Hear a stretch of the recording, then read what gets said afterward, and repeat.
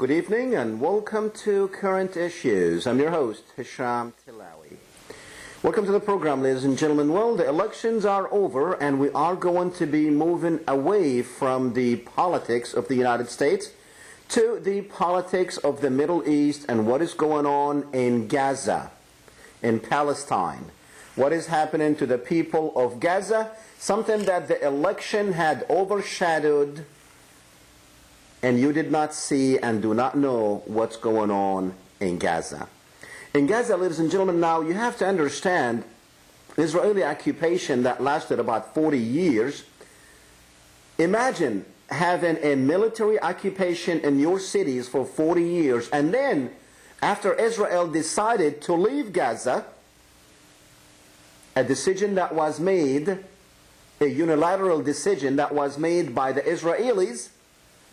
They said, we are leaving Gaza for the Palestinians, but actually, in reality, ladies and gentlemen, they have converted Gaza into a concentration camp, a huge concentration camp that puts to shame the concentration camps of Europe. This is a whole people in concentration camps that are allowed to die of hunger and thirst. What Israel had done, basically, they took their 8,000 settlers, illegal settlers who were living in Gaza, took them out and settled them in other Palestinian or on other Palestinian land, i.e. the West Bank.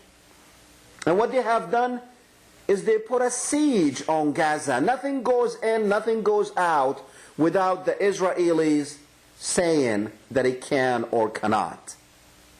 Well, what has been happening in the last couple of years, ladies and gentlemen, is Gaza is being under siege.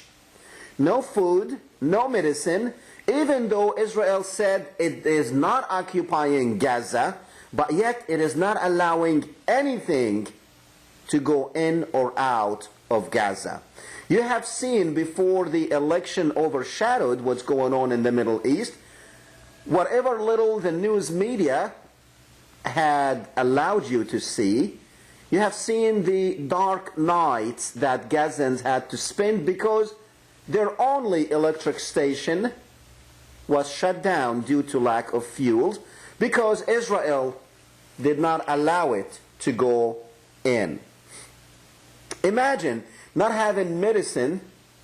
Imagine trying to get out of Gaza to go to seek medical help and dying on these border crossings that Israel is controlling and not allowing anyone to go in or out, even if you are dying. And a lot of people have died on these road crossings. Horrible, horrible stories. Well, tonight, ladies and gentlemen, we will be speaking with special people, special guests, people from around the world, in the United States, in Ireland, in England. They have decided enough is enough, and a small group have thought about if Israel is saying that they are no longer occupying Gaza, well, let's challenge that. Let's prove that they are no longer occupying Gaza. Let's go to Gaza. So they decided to start a movement of normal people just like you and I, who decided to challenge the Israeli occupation and actually to go to Gaza. Tonight we will be speaking with two people. Derek Graham, who's an Irish. He spent a member of the Reserve Defence Forces in Ireland for 21 years. And he was the first member of the reserves to make the Army sailing team. He had been sailing all of his life and was the first mate on board of the Dignity. That's one of the first boats to actually make it to Gaza. And then he was first mate on the Free Gaza. That's another voyage that he had made. In total, he made 3 voyages since this Free Gaza movement had started. And then in the next half hour, in the next half of the program actually, in the second half of the program, we will be speaking with Greta Berlin. She's a 66-year-old American from Los Angeles who very much decided to organize with others to organize this movement. She's one of the first people who got on board with this movement of challenging the occupation of Gaza. Even though the Israeli army is not present in Gaza, but it's still occupying Gaza, and it's still making the lives of people in Gaza horrible, miserable.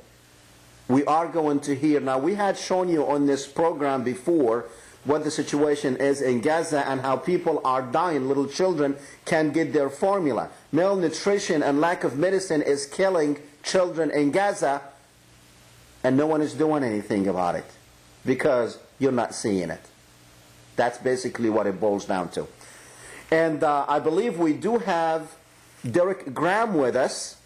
You know what? Before we go to Derek, I wanted to show you a little clip so it will give you an idea of exactly what is going on and what happened. Then once we see this little clip, it's a little video clip that explains a little bit. It'll give you a heads up on what to come in the program so you will understand it better. Let's go ahead and play the clip, and as soon as we get back, we will go to Derek.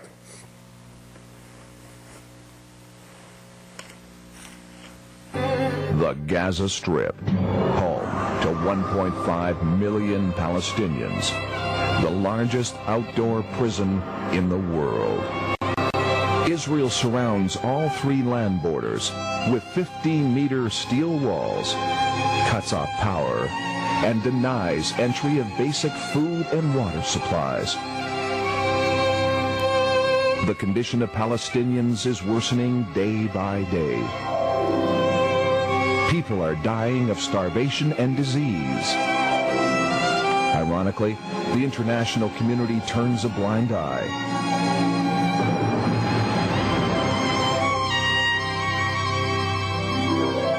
The Free Gaza Movement embraces volunteers of all ages, races, nationalities, and professions. These human rights observers, journalists and activists sail to challenge Israel's assertion that Gaza is no longer occupied. Gaza cannot wait any longer, and neither will we. Are you with us? Please support the Free Gaza Movement. www.freegaza.org.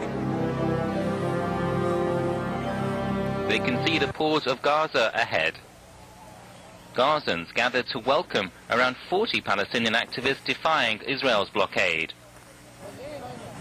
A sister-in-law of Tony Blair, activist Lauren Booth, was among the passengers. We're overjoyed getting here to Gaza. They're giving us a real welcome.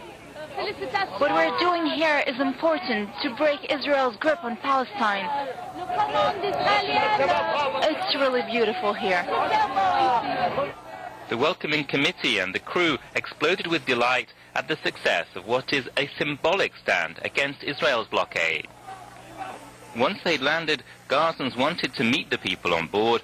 Most of them were American and British, but not all. Ismail Haniyeh, Hamas leader in Gaza, spoke to one from Tunisia. I can't tell you how happy I am. It is wonderful to meet my Gazan brothers. This is just a first try. We want to break the blockade on the Palestinian territories. The two boats brought cargo, hearing aids and balloons for children in Gaza.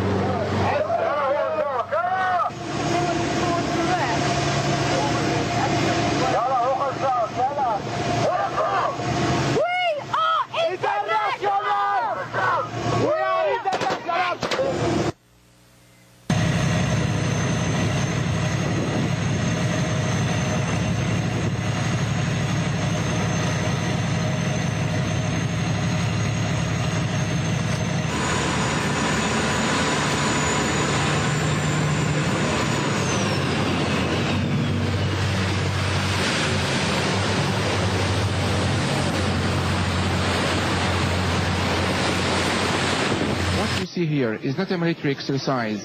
It's Israeli gunboats that are opening fire into the sea, very close to Palestinian fishing boats to force them back to the seashores. This came as the Palestinian fishermen were fishing within the allowed Palestinian territorial waters. The Israeli gunboats continued their aggression and tried to sink the fishing boats that carried international activists as well. The pro-Palestinian activists joined Gaza fishermen to show solidarity with them. Calling vessels flying Israeli flag, Mark 912. This is Gazan fishing vessel in a fleet of fishing vessels from the port of Gaza. For your information, all civilians on board are unarmed. There is no doubt that the presence of international pro-Palestinian activists encouraged the poor civilian fishermen to stay and fish in the Mediterranean, hoping to return to Gaza port with lots of fish. Press TV's crew joined the fishermen and activists and exclusively filmed what happened. This is an act of aggression. We are not in Israeli waters, we are in Palestinian territorial waters. The Israeli Navy has absolutely no jurisdiction whatsoever in these waters. It is merely them imposing their will upon Palestinian fishermen. After a few hours, Gaza fishermen were so excited to catch such quantity of fish because during the last year they were restricted by Israeli army to fish. Today was happiest day for the fishermen, Palestinian fishermen, because they joined with solidarity people and activities persons. They entered to 9 Mile. This is not allowed area from Israeli Navy, shouting us, this is a boat for fishermen. At the end of their happy and adventurous voyage, now it's time to break their fast and gain strength to sail back to Gaza port. This fishing voyage was indeed dangerous, but Gaza fishermen want to earn their living through practicing their only profession, which is usually full of hazards. Yusuf Al-Halo, Press TV, Gaza port. Welcome back, ladies and gentlemen. Well, the last clip you saw there is actually the internationals, the people who are part of the international solidarity movement and other internationals who went there to Gaza to help the Palestinians. Actually, you know, the only venue for Palestinians in Gaza to get food is the sea, which Israel does not allow them to. So when internationals went there and they broke the siege on Gaza, they actually started going out with Palestinian fishermen. And you've seen how the Israeli boats actually were challenging them. Well, that's history now, because in the last couple of days, the Israeli army or Israeli Navy had actually arrested, they confiscated few boats. Excuse me, I'm under the weather. They confiscated few boats and actually arrested some internationals who have not been released yet. But with us on the phone from Cyprus, ladies and gentlemen, is Derek Graham, who was the first mate on 3 trips, actually, that he made to Gaza. Derek, welcome to the program.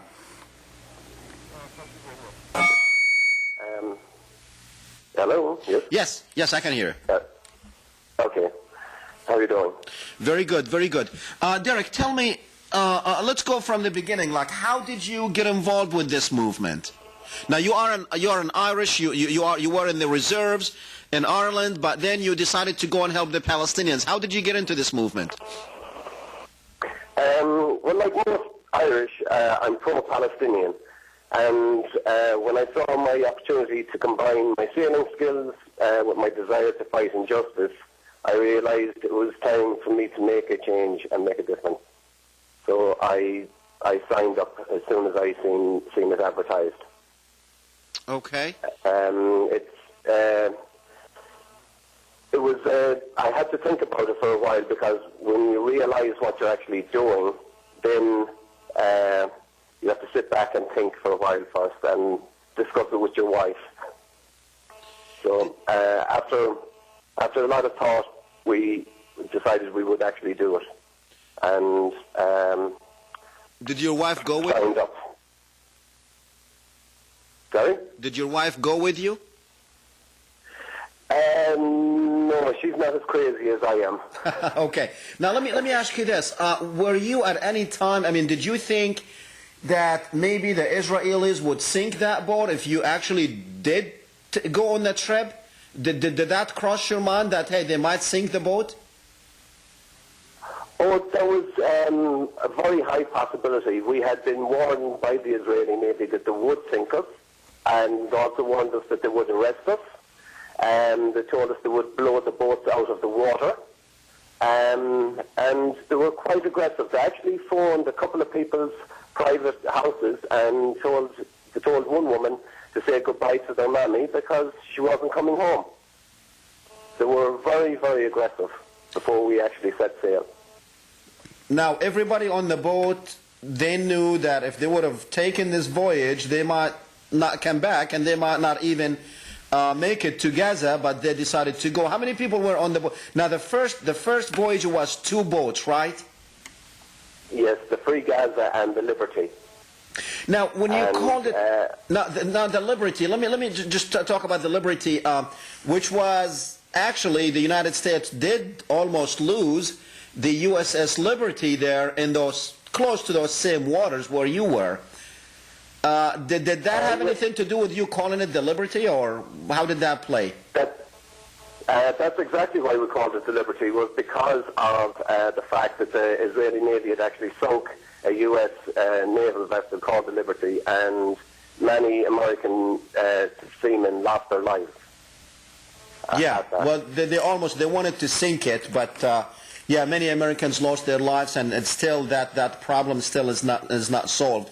But you guys did throw. I've seen like a picture with flowers in the water to represent the 34 Americans who died in that USS Liberty attack by Israel, and I think 10 more for the Palestinians who died. Yeah, that's correct. It was a ceremony that we held at the pier side in memory of the sailors. Because of them dying at sea, we decided we would actually do this ceremony at sea. Okay. Now, when you got close to the water, now you started in Cyprus, and when you got close to Gaza, did the Israeli Navy, did they intercept your boat? No, actually they stayed back. We had actually, our plan was to publicise it so well that there was very little that they could do. At the same time, we knew it was still a big risk, but we said that we put everything in the media, and we actually had a lot of media on board. We had Al Jazeera, and we had Reuters, and we had other journalists on board. And this was our plan, to basically have as much media attention with the whole mission, so that it would make it harder for the Israelis to do anything to us. Okay. Now, you made it to Gaza. Now, tell me, what was the purpose? I mean, was the purpose to bring supplies to Gaza? I mean, I'm sure you can't bring a lot of supplies on these small boats. What was the purpose of actually going to Gaza and risking your life for it? Well, it was first to challenge the siege, to actually challenge the siege itself. And secondly, we did actually bring in medical supplies. And every journey since, we've actually brought in medical supplies. The last time we brought in a ton of medicine. The second time we brought in, I think it was around half a ton. And the first time was just, it was only a few hundred kilos. Now, okay, why is it going down? Money it was running short, or why you were not bringing as much supplies as you did the first time? Well, money is a problem for us at all stages, because it's a costly exercise between fuel and paying agents fees here in Cyprus and everything. I mean, just to organise it was a huge financial sacrifice on a lot of people. And we did get donations, thankfully, from a lot of American people. And I would actually like to thank a lot of the Americans for their donations. And if they do wish to make any more donations, they can on our website. Okay, and your website is freegaza.com, right? Correct, yes. Okay. Now, was there like a couple of people who financed this, or was it totally donations, $10 and $15 and $100 here and there? Did you have like major sponsors? It was basically tens and fifteens and $100 here and there is what it was. At the very beginning, like it was in the planning for 2 years. So at the very beginning, the donations were very small. But when things actually started to pick up, when we bought the boats and people realized that it was actually going to become a reality, then the donations started getting bigger. And thankfully, we got there. Okay, so you got there. Tell me about these. I mean, these people have been waiting for a long time because, you know, this has been advertised. And so tell me about the reception. You got there to Gaza, and what did you find?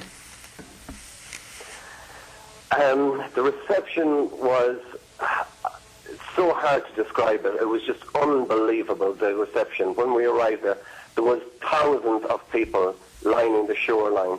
There was all the boats, no matter how small, were coming out to meet us on the way. It was just incredible. People were diving into the water, swimming over to the boats. At one stage, I was starting to get worried because so many people had climbed onto the boats. I was worried that the actual boat might start to sink. Wow. So it was crazy. It was just unbelievable.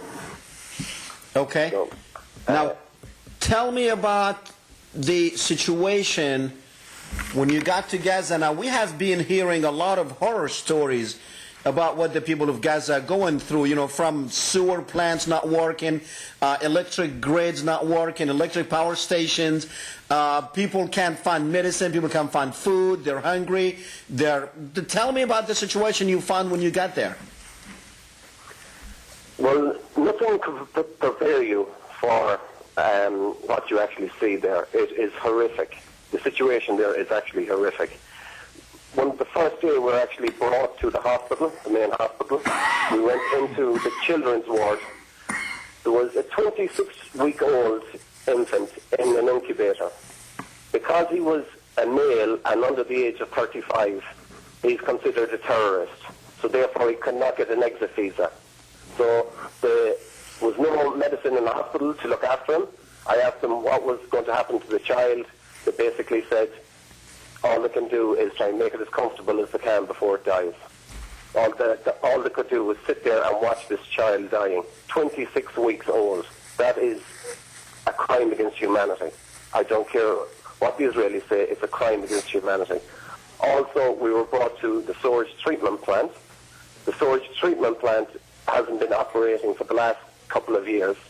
So you have 1.5 million people, raw sewage going into the sea. Now, the Israeli tactic at the moment is to beat the fishermen back into shore, so they have to actually fish in polluted water. Now, the fishermen are actually taking more sewage out of their nets than they are taking fish. And the fish that they are getting are polluted. But it's their only food, so they have to eat it. Now the people are getting sick from contaminated food. And the situation is a crime against humanity. The whole thing is a crime against humanity. It's slow genocide. Tell me about the food situation there. What are they doing for food? Are they getting any food from anywhere, or are they growing their own? What about employment? Are people working there in Gaza? Employment is, unemployment is 80%. 80% unemployment. So there's no money going around. People are trying to grow little bits here and there, not enough to sustain a family. The farmers, if they go out and try and plant their crops, due to the fact that they're near the Israeli border, get shot at by the Israeli soldiers. And they survive on the food that comes in either with the UN or the small bit that the Israelis let in. And at the moment, the borders are completely closed, so the food situation there is in dire straits at the moment. There's people actually starving to death in there. Now, Derek, when you guys got there, you actually went out on some of these fishing boats to help the Palestinians, because the Israelis were not allowing them to actually get in those boats. They will confiscate the boats and arrest the Palestinians. But you guys were able to actually go out on a few of these trips and actually did help the Palestinians bring back some fish out of the sea. But then you were telling me a few minutes ago that some of these boats were confiscated by the Israelis, and some of these internationals were arrested by Israel, and they still have not released them. That's correct. We have internationals in there, and they go out and escort the fishermen and take video footage of what's happening at sea. 3 days ago, the Israelis boarded 3 of the boats, arrested 15 Palestinian fishermen, 3 internationals, and they confiscated the 3 biggest boats in the fleet. The boats were brought to Israel. The fishermen and were put in prison, and the internationals, they tried to deport the internationals. The internationals refused to be deported and went on hunger strike until the fishermen were released and the boats were returned in the condition that they were taken in. This is very important, because if the boats are not returned in the condition that they are actually were taken in, this is the only source of food getting into Gaza. These fishermen are taking in maybe 1 ton of fish between them a day. Now that is basically their main staple food. With these boats missing, the Israelis know that they're actually starving the Gazans out of it. They're actually starving them to death. It is disgraceful what's happening there, and the international community are standing by and doing nothing. Derek, these internationals that you met on the boats, actually, can you just name some of the countries they came from? One is from San Francisco, one is from Scotland, and one is from Italy. Okay. I mean, that's 3, but there were like 40 on the boat, on one of these boats. Oh, you're talking about the ones arrested? No. I wanted to know, like, what countries these internationals came from to take this voyage to Gaza. Oh, sorry. We had Irish, English, Scottish, Welsh, Americans, Canadians, Spanish, Italians, actually Israelis. We had some Israelis on board as well, and Palestinians. Yes, actually, Jeff Helper with the Australia as well. With the Israeli Committee Against House Demolition was on the boat too. Jeff Helper. Yeah, Jeff Helper. That's correct. Yes. Yes. So, so Derek, Donna Wallace she has an Israeli passport. She's also an American citizen from San Francisco. She's still in Gaza, and she goes out with the fishermen every day. It's her sister is actually one of the ones that's been detained at the moment. Okay. Now, I think one of also someone related to Tony Blair was there too. Tony Blair's sister-in-law. Okay. Tony Blair's sister-in-law was on board. She stayed in there for about a month afterwards. Okay. I'll tell you what, Derek. Stay with me. We're gonna keep you for a couple of more minutes. Then we're gonna be speaking with Greta Berlin in a few minutes. But we're gonna go to the phones. We have people waiting to speak with you. So stay with me. We're going to the phones with Rachel. Rachel. You on? Hello. You have a question for Derek?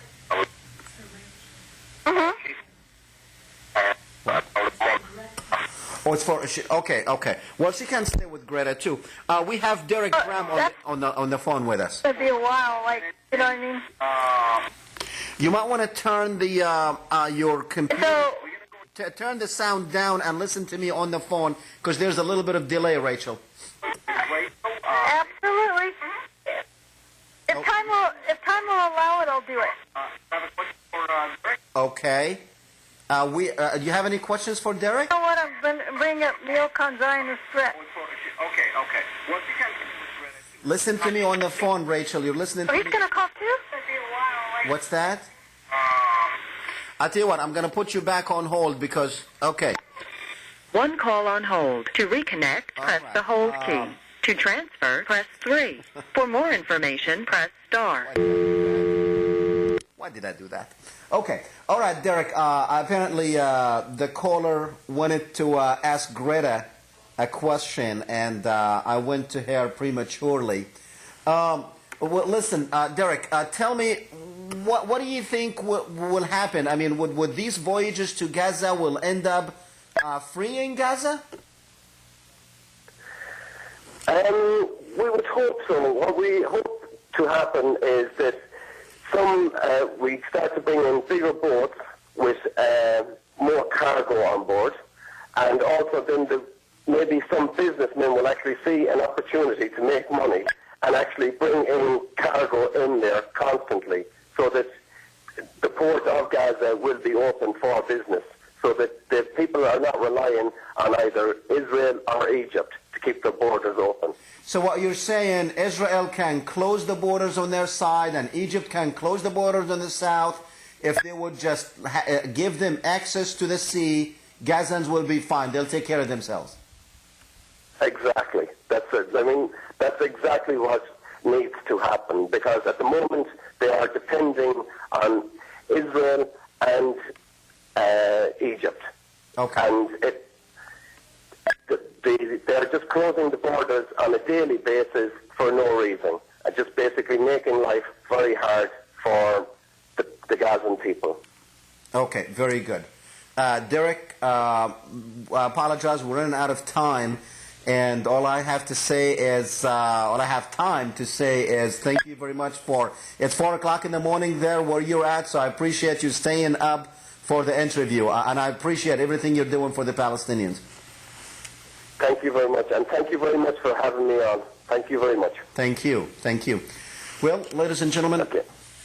that was Derek Graham with the Free Gaza Movement, and in a couple of minutes we are going to have Greta Berlin with us. She's one of the organizers. And actually what I'm going to do is, because this thing keeps beeping and I don't like it, so maybe I can put up with it, but in a couple of minutes we will have Greta Berlin from Paris. She will join us. Like I said, she's an American businesswoman from Los Angeles, and she's a mother of two. She had been to the occupied territories. Now, when we say occupied territories, we mean Palestine, or the part of Palestine where where Israel actually is occupying those territories.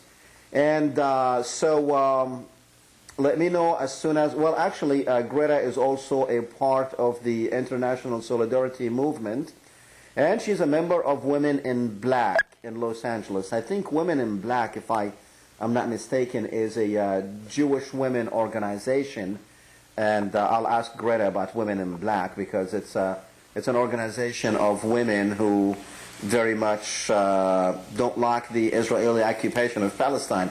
You know, you hear us talking about occupations, ladies and gentlemen, but an occupation is, maybe the word occupation does not give the impression of exactly what it is, but actually the occupation, just try to imagine that you have a 25-foot around your concrete wall around your city, and you have army, military people, jeeps and tanks actually roaming your cities, and you have soldiers roaming the street, and you can't go from one point to another point without having to go through these people. That's what an occupation looks like. You know, just imagine on the streets of whatever city you are in, you have someone who does not like you ruling these streets. Well, I'm told that we do have Greta with us, Greta Berlin. She's joining us from Paris, France. Greta, welcome to the program. Thank you. I'm delighted to be here. Thank you. Greta, tell me, we had Derek Graham with us in the last 30 minutes or so, and tell me, how did you get involved with this movement? Well, I was actually one of the original organizers. There were 5 of us altogether, 4 women and a man. And about 2.5 years ago, we were sitting around trying to figure out how we could get into Gaza. Many of us had been kicked out of the West Bank, or we'd been deported by the Israelis, or we had been jailed by the Israelis. So we thought, well, maybe it would be a better idea for us to try to break the siege of Gaza. And a man from Australia said, you know, I had this idea that maybe we should sail a boat from New York to Gaza. Well, of course, that was simply out of the question, and we took his idea and we started organizing, and the rest is pretty much history. Okay. So you did not sail from New York, but you sailed from Cyprus. That's correct. We sailed from Cyprus in August 22nd.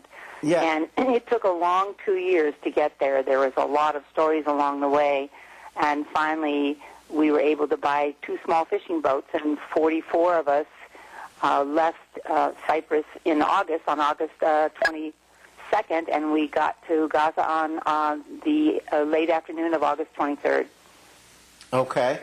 Now, you were told that the Israelis were going to actually block your way and going in, and they were going to sink the boat and blow it up, blow it out of the water, whatever.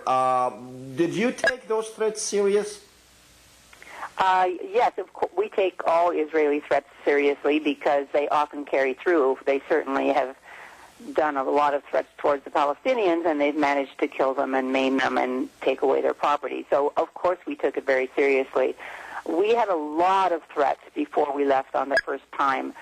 Because I was running the media out of Cyprus, I would often get phone calls telling me that there was a bomb on board the boat, that did I know how to swim, that we would never make it because they were going to blow the boats up. So not only were we uncertain when we left Cyprus for Gaza, we weren't really sure whether we were going to make it in one piece. Okay. So, I mean, did you write up your will and kiss your friends goodbye that you weren't coming back? Actually, we all did that. We all wrote up our wills. I notified my children, who were most distressed that I was going.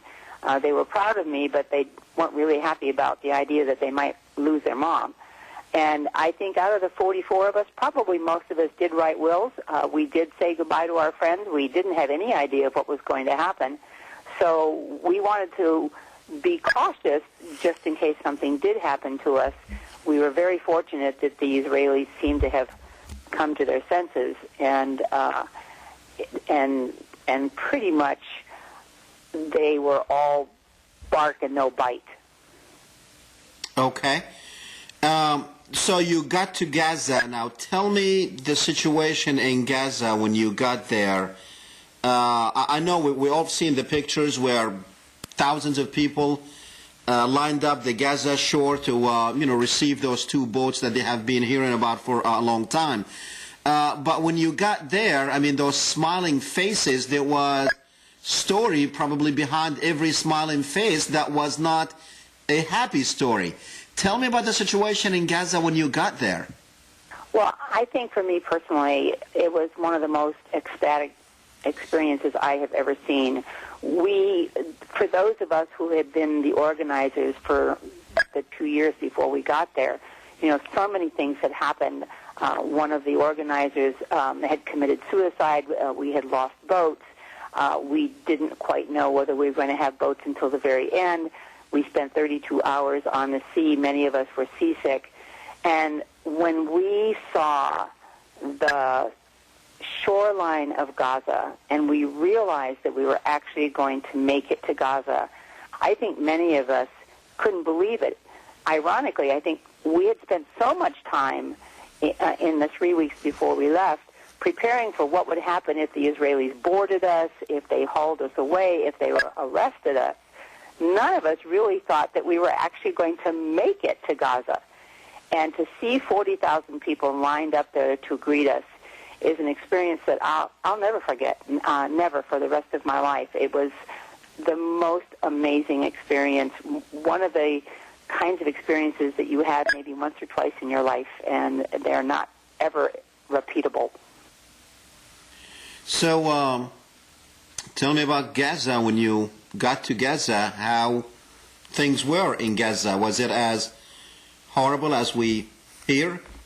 Actually, it's worse than Excuse me, I'm under the weather. I think one of the things that we all saw was the amazing fortitude of the people of Gaza. I honestly don't think that one single American would be able to tolerate what the people of Gaza tolerate. Their sewage is on the ground because the Israelis have blown up the power plant. The sewage runs into the sea. The sea is polluted. The Israelis shoot at the fishermen if the fishermen go out further than 6 miles. They're slowly starving to death. The only way, really, that many of them have any kind of food is through the tunnels. There's about 700 tunnels that go from the south part of Gaza into Egypt. They're crowded. I mean, it's hard to imagine, but there's 1.5 million people in Gaza. There's 1.5 million people on the entire island of Cyprus. If you take 1.5 million people and you put them in a 35-mile by 8-mile radius and pile them all into that radius, that's what Gaza is like. They are surrounded by 3 sides by 40-foot walls. The only opening that they have actually is the opening to the sea. They were the most wonderful, wonderful people, and they are remarkable because they have nothing in their hospitals. They have nothing in their schools. The children don't have pencils. They don't have crayons. The hospitals don't have simple antibiotics, aspirin even. They don't have that kind of medication. Okay. Greta, stay with me. We're going to go to the phones. We have Rachel from California on line 1. Rachel? Yes? Yes, you are on the air with Greta Berlin. Oh, okay. Let me turn this down. Hello, Greta. How are you? Fine, thank you. How are you? Greta? Yes, she's I'm with here. you, Can you hear me? but you need to listen to us on the phone, Rachel, not on your computer. Yeah, I turned it down. Yeah, turn it down all the way. Okay. And just listen on to the phone because there's few seconds delay there. It'll get you confused. Yeah, it does. First, I want to commend you for what you do and what you did. And I just want to say what you did on that boat, Greta, was great. And, you know, I'm a staunch supporter of Palestine myself, you know. And if you go to neoconzionistthreat.com, that's neoconzionistthreat.com, you'll see Phil Cherney, a USS Liberty survivor, get through to C-SPAN's Washington Journal. And I think it was wonderful how you just kind of, Phil Cherney's request, okay, for his shipmate who Israel murdered was maimed on the USS Liberty that day of June 6, 1967. But I think it's great how Press TV, you ever watch Press TV, Iranian TV? Yes. Sure, of course. Hello? Yes. Okay. Well, they covered your trip when American Israeli Firster media wouldn't, okay? And I also want to say, I know you're a friend of Cindy Sheehan's, okay? Now, she's a friend of my friend, too, James Morris, who kind of sold him out because what happened, you know, she said her son died, you know, when her son died in Iraq for Israel, and then she denied it under the pressure, through the Zionist pressure when she was running for office. I mean, I heard her say it on a YouTube, and then she denied it. I believe it was Fox TV. I could be wrong, but... On ABC, actually. ABC, was it? Yeah. Well, she denied it on that. Yeah, I think it's very, very difficult for any kind of politician in the United States to stand up for the Palestinians. Edward Said, who was a wonderful Palestinian philosopher, once said that the Palestinians are victims of the victims. And Europe has a huge guilty conscience over what happened to the Jews in World War II.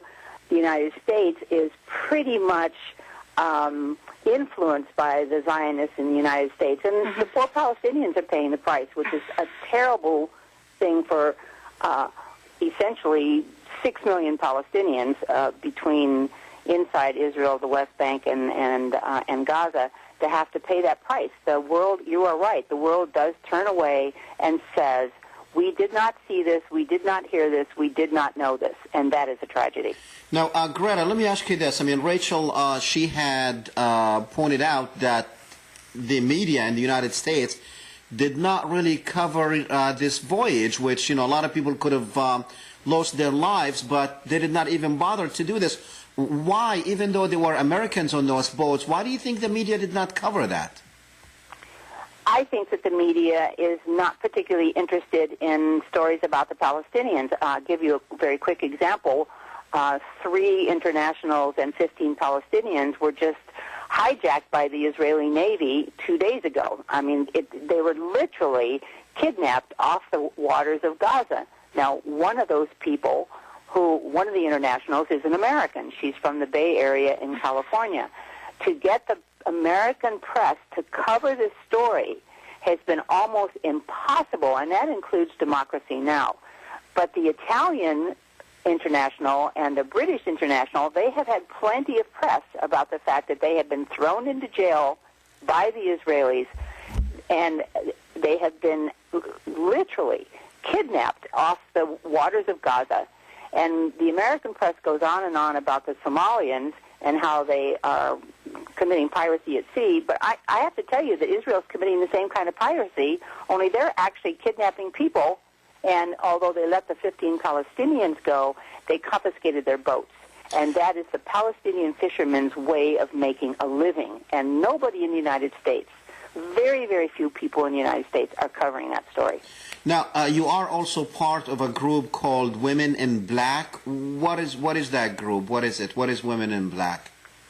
Women in Black was a group that was originally started in Israel in 1988 against the occupation. There's about 350 chapters now of Women in Black around the world.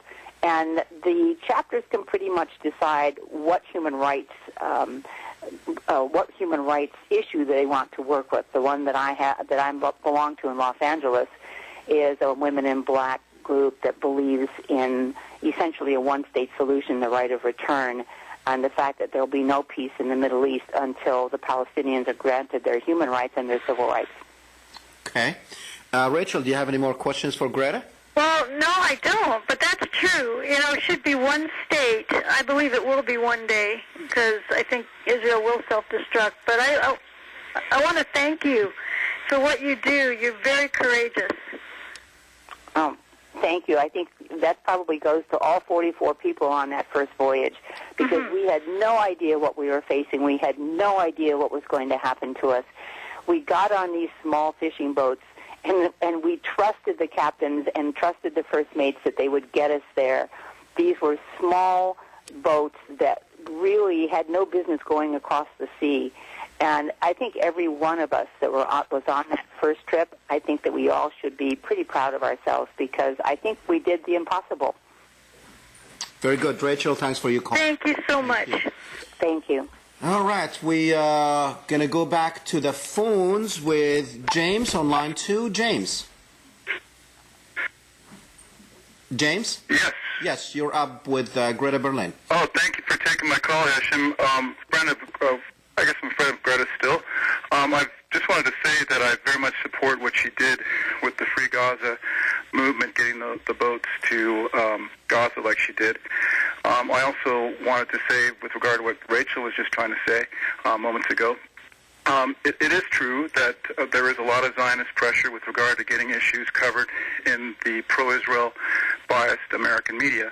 What Rachel was bringing up, though, is the situation that I had with Cindy Sheehan over the Nightline email. She'd actually lied about it when she accurately said that the war in Iraq was for Israel and that her son had died for Israel there, and that we were being attacked because of our foreign policies in the Middle East to include support for Israel.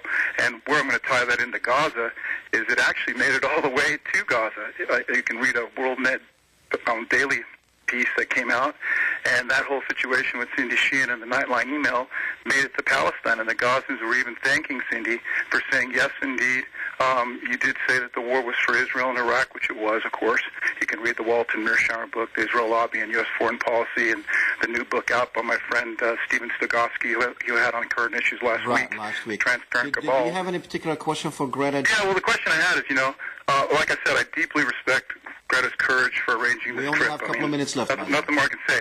But how she can stand behind Cindy Sheehan when she was running for Congress, I assume she supported her, to replace somebody as unethical as, Nancy Pelosi. Yet here's Cindy Sheehan, who throws a friend, like I was, under the bus when the Zionist pressure came her way. Where's the integrity there? And how could she support such a person?